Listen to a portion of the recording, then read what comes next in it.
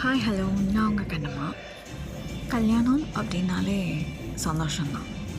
ஆனால் எதிர்பாராத விதமாக இதில் ஒரு இழப்புக்கு அப்புறம் இந்த திருமணம் நடைபெற வேண்டியிருந்ததுனால அவர் இருந்தால் எப்படி இந்த திருமணத்தை சிறப்பாக நல்ல முறையில் சந்தோஷமாக நடத்தி வச்சுருப்பாரோ அதை நினச்சி தான் இந்த மாதிரி குறித்த நேரத்தில் அந்த திருமணம் நடக்கணும் அப்படின்னு சொல்லிட்டு நடத்தினது தான். இருந்தாலும் அவர் இருக்கிறப்ப எப்படி இருக்குமோ அதே மாதிரி அந்த திருமணம் சிறப்பாக எல்லாரும் குடும்பமாக கலந்து சந்தோஷமாக நடத்தியது ரொம்பவே அழகான தருணமாக இருந்துச்சு.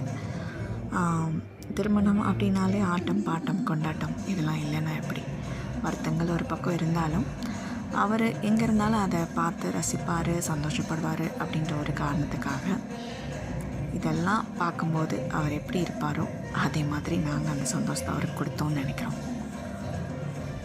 மற்றவங்க எப்படி நினச்சாங்கன்னு தெரியல, நான் அப்படி தான் நினச்சேன்.